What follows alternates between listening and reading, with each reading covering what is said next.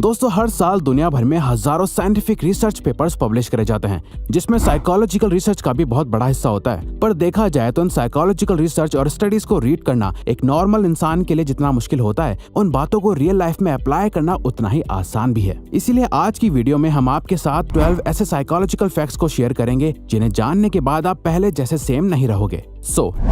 Number 1, music changes perception. हम सभी ये जानते हैं कि म्यूजिक हमारे मूड को चेंज करने का पावर रखता है। एक हाईली एनर्जेटिक सॉन्ग सुनकर आप मोटिवेटेड फील करोगे और वहीं एक सैड सॉन्ग आपको सैड और डिप्रेस्ड फील करा सकता है। आप किस टाइप का म्यूजिक सुनना पसंद करते हो, ये एक्चुअली में अफेक्ट करता है कि आप इस दुनिया को किस नजर से देखते हो। 2011 की एक स्टडी में लोगों को एक टास्क दिया गया, जहाँ उन्हें डिफरेंट म्यूजिक सुनते हुए एक पेपर पर हैप्पी और सैड फेसेस को टिक करना था। रिजल्ट ये देखा गया कि सैड म्यूजिक सुनते हुए ज्यादातर लोग सैड फेसेस को टिक कर रहे थे, वहीं हैप्पी म्यूजिक सुनते टाइम लोग हैप्पी फेसेस को चूज कर रहे थे, जिसे परसेप्चुअल एक्सपेक्टेशन का नाम दिया गया। जहां आप अपने कानों से कुछ सुनते हो तो आपका ब्रेन आपकी आंखों से सिमिलर चीजें देखने लगता है। इसीलिए एनर्जेटिक म्यूजिक वर्कआउट करते टाइम बहुत हेल्प करता है और सॉफ्ट म्यूजिक आपको फोकस करने में हेल्प करता है।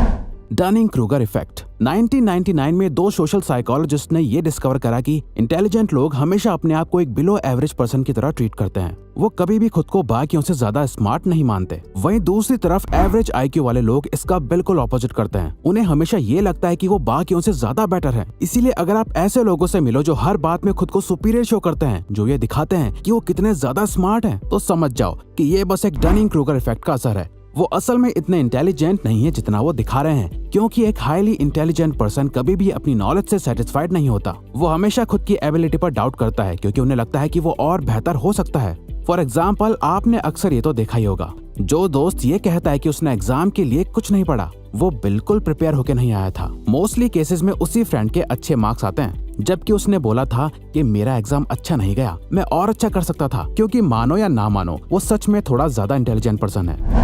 Singing reduces anxiety. इमेजिन करिए आप अपनी कार ड्राइव करते हुए अपने काम पर जा रहे हैं, जहां आपको एक इम्पोर्टेंट प्रेजेंटेशन डिलीवर करनी है। सो नेचुरली आप नर्वस और एंग्शियस फील करोगे। तो ऐसे मोमेंट में आप अपने आप को काम कैसे रखोगे?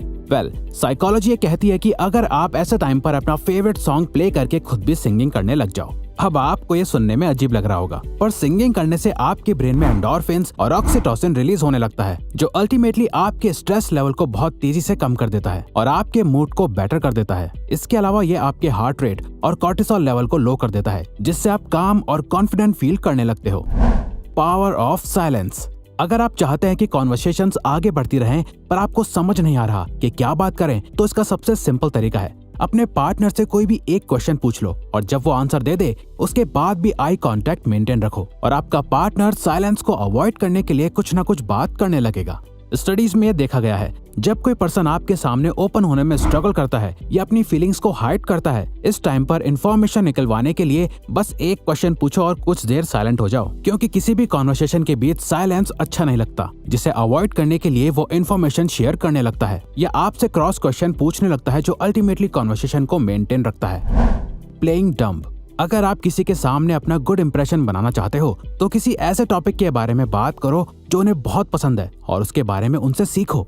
फॉर एग्जाम्पल, आप किसी से मिले जिसे कार्स में बहुत इंटरेस्ट है। अब हो सकता है कि आपको भी कार्स के बारे में बहुत नॉलेज हो, पर उनके सामने ऐसे प्रिटेंड करो जैसे आपको उनसे कम नॉलेज है और उनसे क्वेश्चंस पूछो जो सामने वाले पर्सन को कॉन्फिडेंट और स्मार्ट फील कराएगा और वो आपसे बात करने में और इंटरेस्ट शो करेंगे, क्योंकि वो जिस बारे में बात करना चाहते हैं आप उसमें अपना इंटरेस्ट शो करते हो, जो आपको एक लाइकेबल पर्सन बनाता है। और वैसे भी दलाई लामा का कहना है कि जब आप बात करते हैं तो आप केवल वही दोहरा रहे होते हैं जो आप पहले से जानते हैं, लेकिन अगर आप सुनते हैं तो आप कुछ नया सीख सकते हैं। The snake man.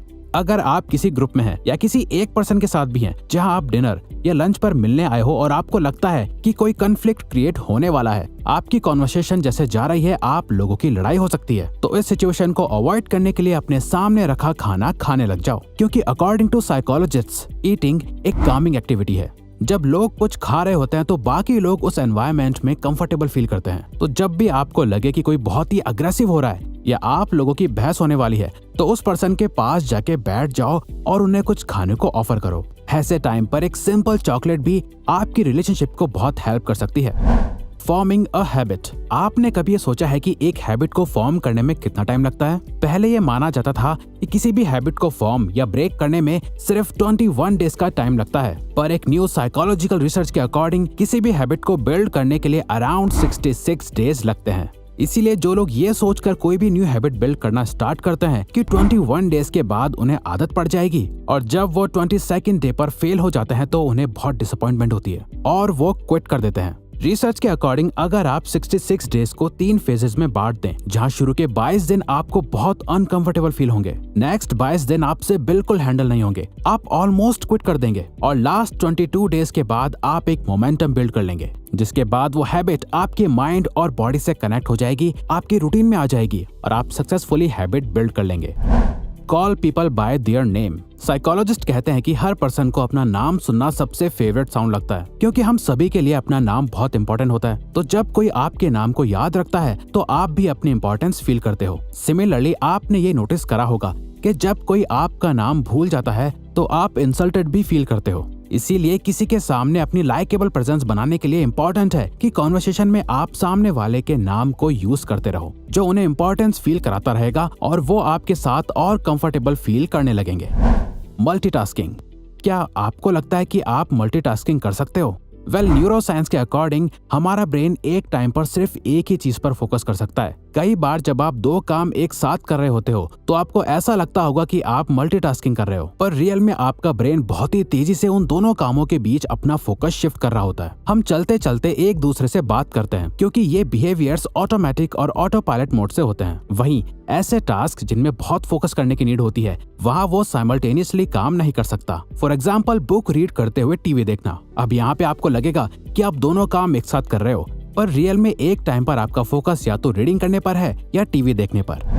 Provide a choice. अगर आप चाहते हैं कि सामने वाला पर्सन एक डिसीजन ले जो आपके फेवर में हो, तो सिंपली उन्हें ऑप्शंस दो जो आपके डिसीजंस के फेवर में हो। फॉर एग्जाम्पल, अगर कोई अपने बच्चे को पढ़ाई करने के लिए बोलना चाहता है तो सिंपली उसे ये बोलने के बजाय कि जाओ पढ़ो, उन्हें चॉइस दो कि चलो पढ़ाई का टाइम हो गया, पहले इंग्लिश पढ़ोगे या मैथ्स।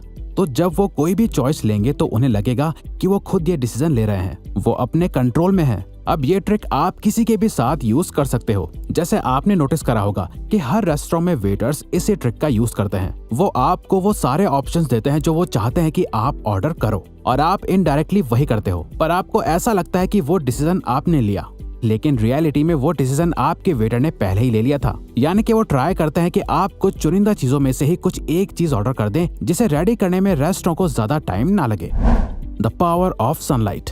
दोस्तों, आपने भी नोटिस करा होगा कि पूरा दिन अपने घर या ऑफिस में बिताने के बाद जब आप बाहर निकलते हैं तो इंस्टेंटली आपका मूड बेटर हो जाता है, क्योंकि सनलाइट के बेनिफिट सिर्फ मेडिकल फील्ड्स में नहीं है जो सिर्फ आपकी बोन्स के लिए बेटर है, बल्कि कई रिसर्च में देखा गया है कि सनलाइट कई मूड डिसऑर्डर्स जैसे डिप्रेशन को भी प्रिवेंट करता है। सनलाइट से मिलने वाला विटामिन डी मूड स्टेबलाइजर की तरह एक्ट करता है और हमारे ब्रेन में प्लेजरेबल हार्मोन्स को रिलीज करता है। और ये देखा गया है कि जिन कंट्रीज में सनलाइट की रीच कम होती है, वहाँ के लोगों में डिप्रेशन के ज्यादा सिम्टम्स देखे जाते हैं। तो आपको बस दिन में 10 मिनट डायरेक्ट सनलाइट लेनी है, जो लिटरली आपकी लाइफ को चेंज कर देगा, और ये मॉर्निंग सनलाइट होगी तो और भी अच्छा। Mirror body language. अगर आप किसी से बात करते टाइम उनकी बॉडी लैंग्वेज या उनके कुछ बिहेवियर्स को कॉपी करने लग जाओ तो वो आपके साथ इंस्टेंट ट्रस्ट फॉर्म कर लेंगे। वो जैसे बात करते हैं, जैसे मूव करते हैं, अगर आप भी उनके कुछ एक्सप्रेशंस को मिरर करने लगो तो वो आपको और पसंद करने लगेंगे, क्योंकि वो आपसे और भी ज्यादा कंपैटिबल फील करेंगे। साइकोलॉजिस्ट इसे कैमेलियन इफेक्ट कहते हैं। फॉर एग्जाम्पल, किसी से बात करते टाइम ये नोटिस करो कि वो कौन से वर्ड सबसे ज्यादा यूज करते हैं, और आप भी बात करते टाइम उन वर्ड्स का यूज करने लग जाओ। इससे वो खुद को आपसे आइडेंटिफाइड कर पाएंगे, उन्हें लगेगा कि आप भी उन्हीं के जैसे हो, और वो आपकी कंपनी को एंजॉय करने लगेंगे। तो अगर आपको ये वीडियो अच्छी लगी तो वीडियो को लाइक और सब्सक्राइब बटन पर क्लिक करके इस चैनल को ग्रो करने में सपोर्ट करो, और बेल नोटिफिकेशन ऑन कर लीजिए ताकि आप आने वाली वीडियोस मिस ना कर पाओ। Thank you for watching.